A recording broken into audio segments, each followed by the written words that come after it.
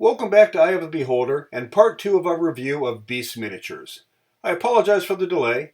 First, life got in the way, and then technical issues came up, requiring me to have to basically refilm everything. Anyways, in part 1 we covered Anarchids, Aquatics, Avians, Bats, and Bears, oh my. Let's just jump into our next set of beasties, shall we? Like all other dire animals, the dire boar is larger, nastier, and more aggressive than your average boar, and anyone who's encountered a regular wild boar can tell you that's pretty scary. Ask King Robert, if you know, you know. Dire boars first appeared in the OG Monster Manual, although there they were referred to as giant boars. It wasn't until the 4th edition that the dire prefix was added. We get our first, and up to now only, wild dire boar mini in the very first set, 2003's Harbinger. For an early mini, it's actually pretty good. Two-tone brown on the body, the detailing is amazing for an early mini. Note the hint of pink on the inside of the ears. I also really like the elongated tusks protruding from the lower jaw. The pose is appropriate, with one foreleg raised as if scraping the ground in preparation of charging. Playability is solid if you can find one. After all, it's a rare mini from the first set. Score: Paint 18, Pose 18, Playability 12, Pizzazz 20, for a score of 68.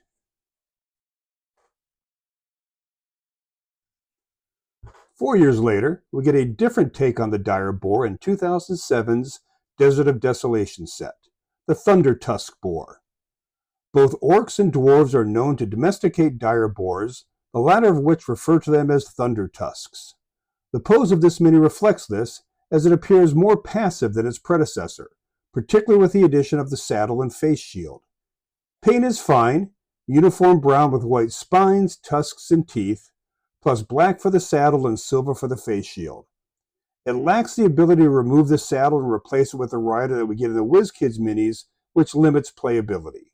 Score: Paint 15, Pose 12, Playability 10, Pizzazz 12, for a score of 49.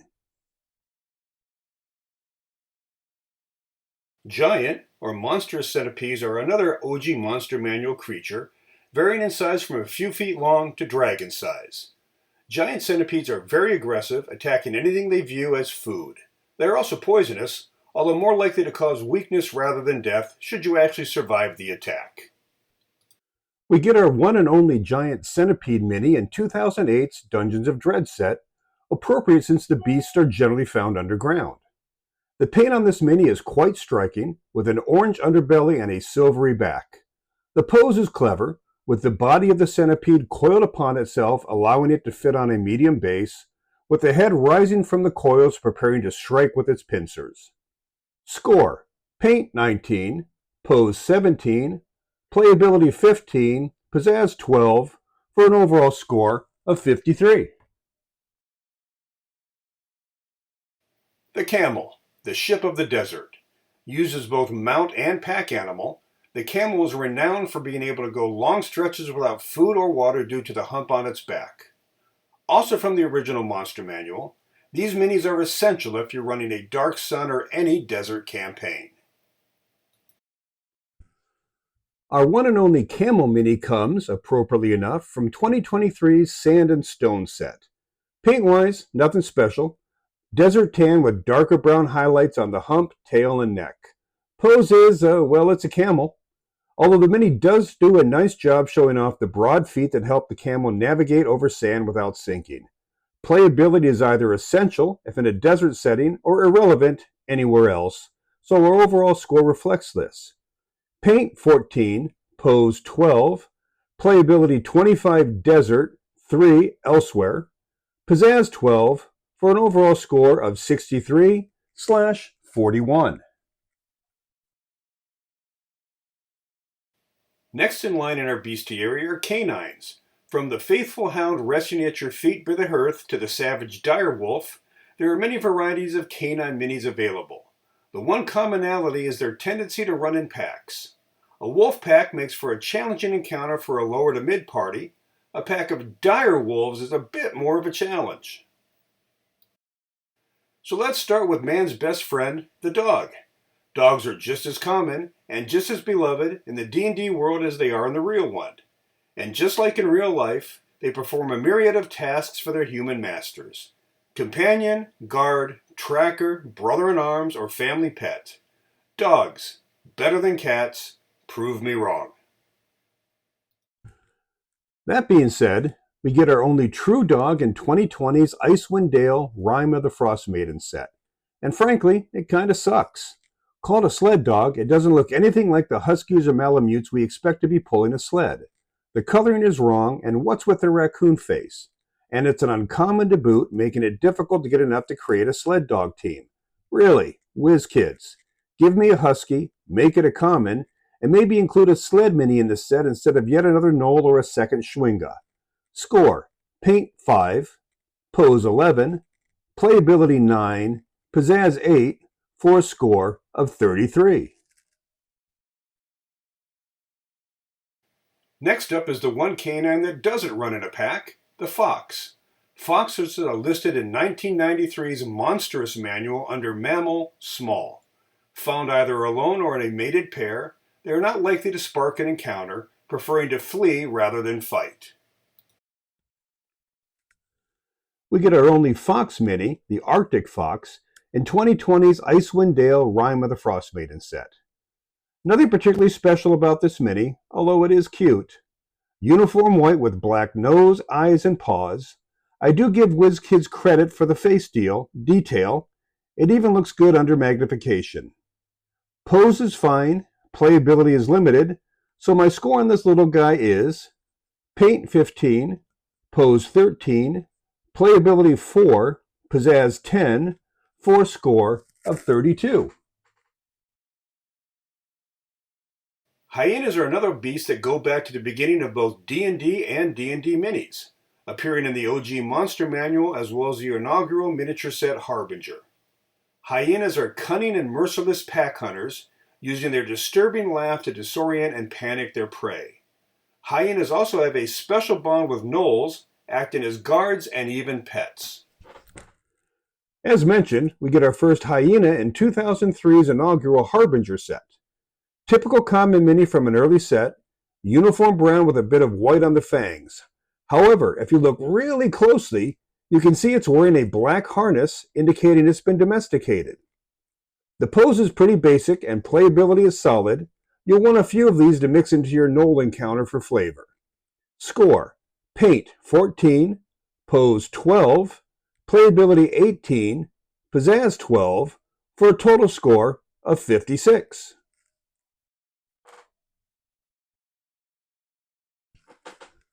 Three years later, we get our next hyena in 2006's War of the Dragon Queen set, called a Hunting Hyena.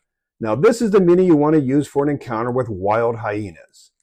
Two-tone brown with white fangs, the paint job is quite striking, capturing the essential hyena-ness of the beast.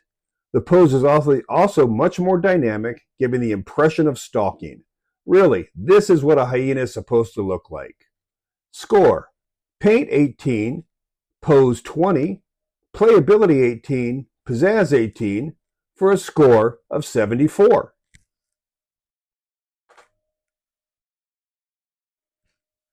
"16 years later, WizKids gets in on the hyena action in 2023's Sand and Stone set.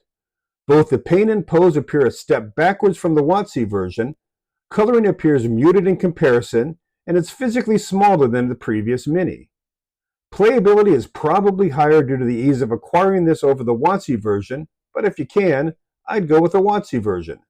Score: Paint 12, Pose 14, Playability 18, Pizzazz 10, for a total score of 54. Our next canine mini is the iconic wolf, another OG Monster Manual creature. They are tireless pack hunters that put pack above all. They can easily track over long distances, wearing down even large prey until it collapses from exhaustion. Wolves are also very common as companions for rangers and druids. We get our first wolf in the inaugural Harbinger set of 2003. Paint is what you'd expect from an early mini, functional but not anything to write home about. Pose conveys a relaxed but wary stance, as if it's trotting through the forest. Wolf packs are great early encounters for beginners, so playability is high. You'll want a lot of wolves.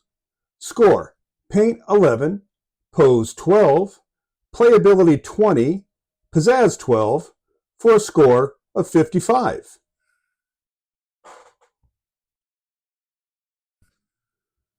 Two years later, we get our second wolf in 2005's Death Knell set. Called a Timber Wolf, this guy is both bigger and meaner looking than his predecessor. Paint is a uniform gray, but with some really nice work on the face, especially for an early, common mini. Pose is definitely threatening, head low to the ground with his ears pinned back as it stalks its prey.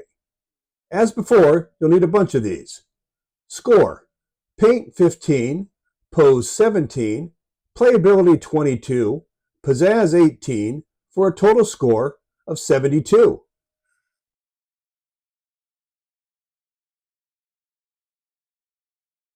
In 2016, WizKids decided to release their first Wolf Mini in the Monster Menagerie set. I do like the two-tone, dark brown on top, tapering to a lighter coloring on its underbelly and legs. Pose-wise, it's almost identical in pose to the Harbinger Mini, just a tad larger. As with all Wolf Minis, you'll want enough for a pack to enhance playability. Overall, I put this guy squarely between the two WotC Minis. Score: Paint 13, Pose 12, Playability 20, Pizzazz 13, for a score of 58. Our final Wolf Mini comes from 2020's Icewind Dale Rime of the Frostmaiden set. As befitting the Arctic setting of this set, this wolf is a lighter gray in color, with generous amounts of white in its fur to better camouflage itself in the snowy conditions. Pose is pretty fierce as well, squarely set with fangs bared, looking to launch itself at its prey. Score: Paint 16, Pose 18, Playability 20, Pizzazz 17, for a score of 61.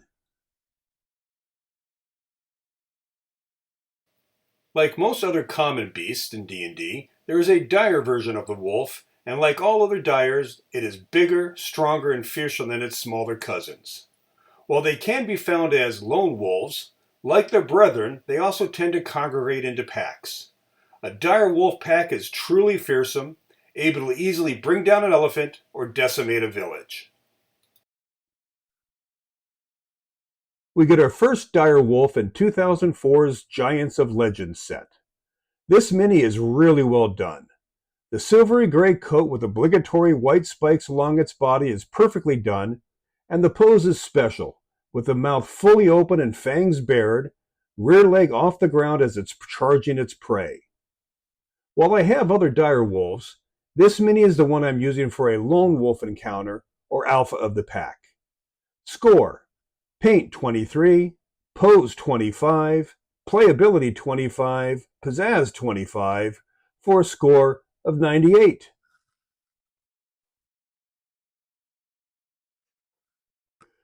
Four years later, WotC gives us a second dire wolf in 2008's Dungeons of Dread set. Gotta say, it's a step back from the previous one. While this mini is certainly bulkier than its predecessor, it doesn't have the lithe appearance of the first one. Paint is a uniform black with slight coloring for the face. Also, where are the spiky protrusions? Overall, certainly a useful mini, but not really what I envisioned for a dire wolf. Score: Paint 13, Pose 13, Playability 19, Pizzazz 13, for a total score of 58. WizKids give us their first and only dire wolf in 2018's Waterdeep Dragon Heist set. Right away, the pose is eye-catching. By using a clear post to anchor the mini to the base, this dire wolf is caught in mid-spring. Very dramatic, WizKids. Bravo. The paint is also well done. Dark brown fading to light brown for the legs and underbelly. Also, note the face. Well done. You can even see the pupils in its eyes. Playability is strong as well, but again, where are the spikes? Overall score: Paint 25, Pose 25, Playability 21, pizzazz 22 for a score of 93. Next on our list is another kind of puppy, the swamp puppy, also known as a crocodile. If there is a swamp, river, lake, or other wetland in a tropical environment, chances are these guys are in it. They've even been spotted in the sewers of Waterdeep.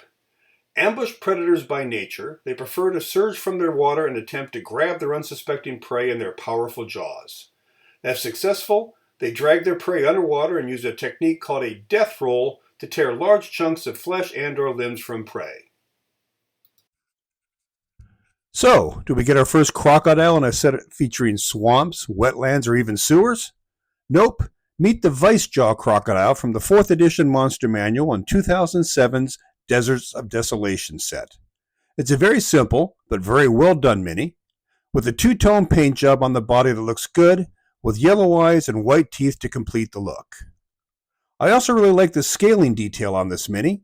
Finally, playability is solid if your PCs find themselves in any tropical outdoor setting. Score: Paint 19, Pose 14, Playability 17, Pizzazz 15 for a score of 65. We got our next crocodile in WotC's last set, 2010's Lords of Madness. Also first featured in the 4th edition Monster Manual, the Fehmeyer crocodile is native to the Feywild and has several special abilities related to that realm. Uniform green in color with the same yellow eyes as its predecessor, I really like the contrast of the pink in its open jaws. The scaling is not as detailed as the previous croc, but that's partly due to the vegetation that literally grows from its back. Finally, although native to the Feywild, a few have managed to find their way to the prime material plane, which ups their playability accordingly. Score: Paint 17, Pose 15, Playability 15, Pizzazz 17 for a score of 64.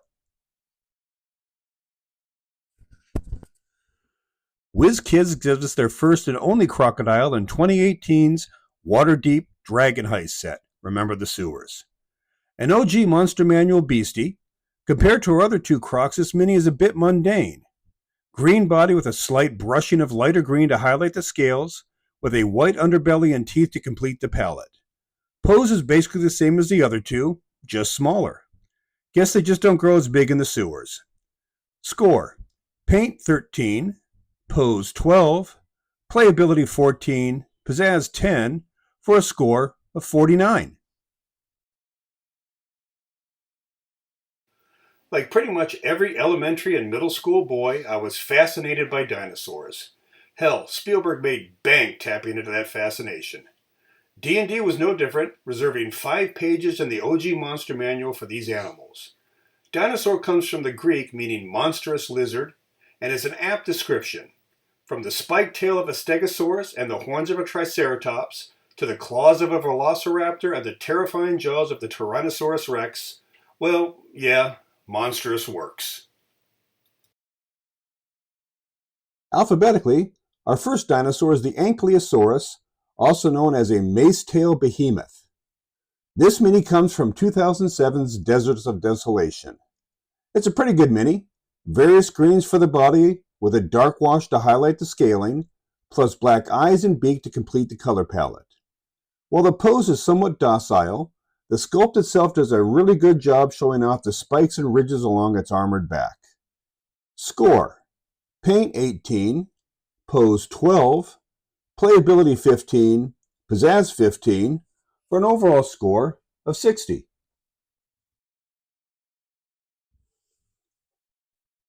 The Deinonychus is a member of the raptor class of dinosaurs. These guys are about human size, and they tend to run and hunt in packs. Some human tribes have been able to domesticate these dinos as pack animals and mounts, which is clearly the case for this mini, called a clawfoot raptor from 2020's Eberron Rising from the Last War set. The coloring is completely wrong but does stand out, particularly against the yellow saddle blanket and brown tack. Not sure about playability, but it's kind of cool, so score is Paint 11, Pose 15, Playability 15, Pizzazz 18 for an overall score of 59.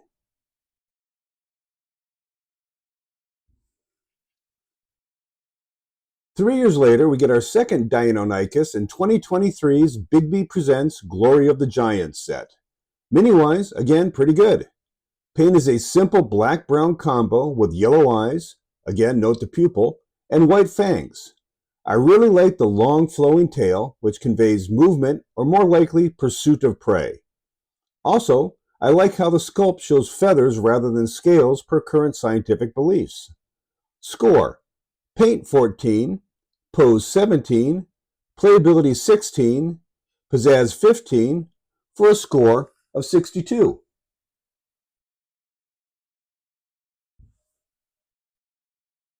Next up is a Dilophosaurus, also from 2023's Bigby's Presents set. Made famous in Jurassic Park, this is a really awesome mini. The green body with darker green striping gives it a distinctive look. And while it's never been proven that it can spit poison, the pose, standing tall with its cowl spread and jaws agape, definitely is menacing. I also really like the size of it. Even on a medium base, this guy towers over most medium creatures and a few large ones. I wasn't expecting it, but the more I look at this mini, the more perfect it gets. Congratulations, WizKids. This one gets a perfect 100 score.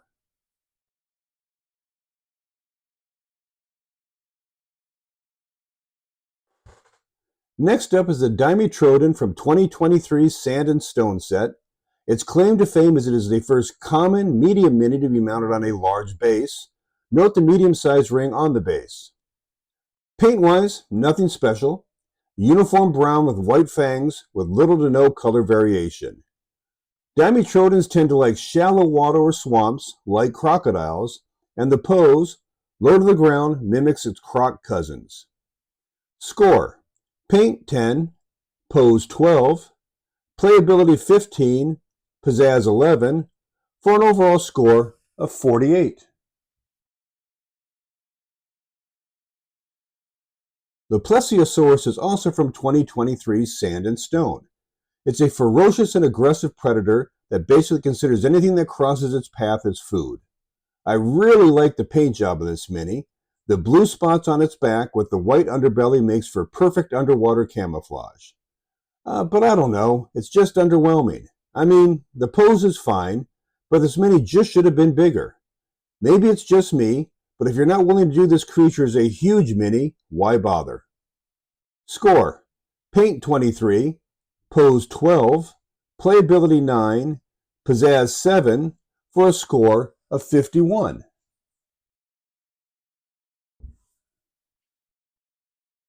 Next up is everybody's favorite flying dino, the pterodon. Also known as pterodactyls, these dinosaurs, while carnivorous, mostly feed on fish and are harmless to humans. They can even be trained to be mounts if you have the patience. These minis also come from 2023's Season Shore set. Yellow-brown in color with a dark wash, the pose, thanks to its clear base, captures them in mid-flight. Solid playability. I would use them to swoop and strike at a party to distract them from a greater threat. Score: Paint 10, Pose 14, Playability 21, Pizzazz 12, for a score of 57. Next up is the pterodon's larger cousin, the Quetzalcoatlus, from 2022's Mordenkainen Presents Monsters of the Multiverse set. Now these guys are definitely a threat. Although it tends to feed on smaller creatures, considering its huge size, small is defined by anything human or smaller. Paint is pretty good. Gray body with a yellow neck, beak, face, and feet, topped with a black crest. The pose is confusing as the description of this creature state that they detest being grounded, so it's strange that WizKids decided to depict it in such a manner. Score: Paint 19, Pose 8, Playability 11, Pizzazz 18, for an overall score of 56. We actually have two miniature options when it comes to the Stegosaurus, also known as blood-spike behemoths. While herbivores, they are known for their nasty disposition, so best to give them a wide berth when encountering them in the wild. We get our first blood-spike behemoth in 2009's Monster Manual Savage Encounters. Nothing special in either the paint or pose of this mini. Uniform brown with gray spikes and tongue, head low to the ground and tail high as if about to strike. And for a behemoth, it's definitely on the small side. Score: paint 9, pose 13, playability 10, pizzazz 7, for a score of 39.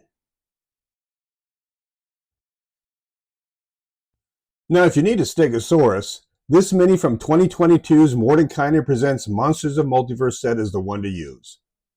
While the paint is nothing special, yellowish tan with a dark wash, nor is the pose, it's the size of this mini which makes this guy good. You can definitely see this guy being able to fend off an Allosaurus attack, or an attack by a party foolish enough to attempt it. Score: paint 11, pose 13, playability 20, pizzazz 20, for an overall score of 64.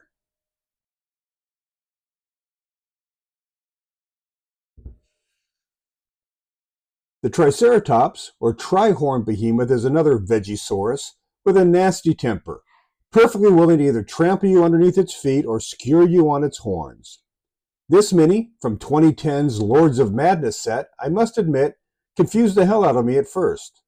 At first, I thought it was an aberration or outsider, with its large black eyes set above its twin horns. Nope, it's a Triceratops. Note the yellow eyes beneath the white horns. Pose-wise, this guy is ready to charge, with forepaw raised as if scratching the ground in preparation of trampling its foe. Score: paint 13, pose 18, playability 15, pizzazz 15, for a score of 61.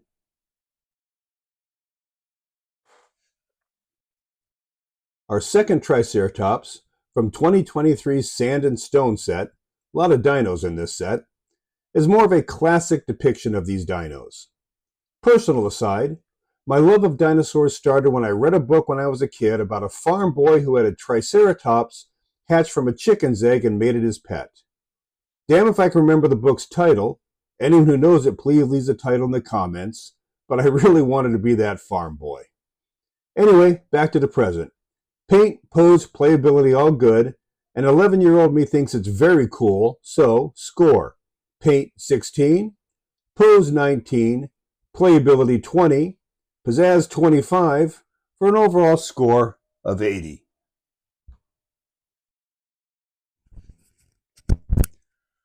Tyrannosaurus Rex, undisputed king of the prehistoric jungle, the apex of apex predators.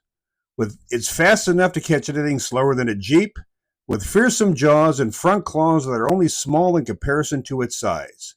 We get our first Tyrannosaurus mini in 2004's Giants of Legend set, the first to feature huge minis. And the color choice is interesting. Red body with yellow underbelly and eyes, white teeth and claws, and a purple tongue. Not sure what WotC was going for here. Pose is appropriate ferocious, but not sure why there's a white horn protruding from the lower jaw. Score: paint 15, pose 15, playability 15, pizzazz 18, for a score of 63. Sixteen years later, we get a much more accurate T-Rex in 2020's Fangs and Talons set. I mean, look at this guy. As Merlin would say, spectacular. Dark green fading to a lighter green on the underbelly, yellow eyes with pupil, white teeth and claws, and red mouth and tongue. Pose conveys a charging predator with its right foot raised and mouth wide agape. Extra props to WizKids for adding a clear mounting below the raised foot to stabilize the mini. Finally, note the neck muscles and scaling details on this mini, all superb. Again, my childhood love of dinos may be clouding my scores, but they are my scores, so this guy gets a perfect 100.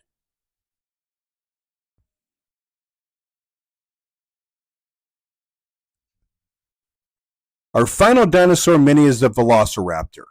Another packed dino. These guys are much smaller than depicted on screen. Really, Spielberg should have used the Deinonychus in his movies, but Velociraptor does sound cooler. About the size of a turkey, their fierceness combined with their pack hunting makes up for their small stature. we get our one and only Velociraptors in 2017's Tomb of Annihilation set. Actually, if you look really closely, you'll see we get two versions of this dino. I mean, really closely. One is more two-tone than the other, that's it. Other than that, they are identical. Nothing special paint or playability-wise, so score is paint 10, pose 11, playability 14, pizzazz 10, for a score of 45. Well, that brings us to the end of part 2 of the Beast miniatures. We'll pick things up next time, starting out with elephants. Thanks again for watching Eye of the Beholder, and feel free to leave your kind words or criticisms in the comments. Goodbye.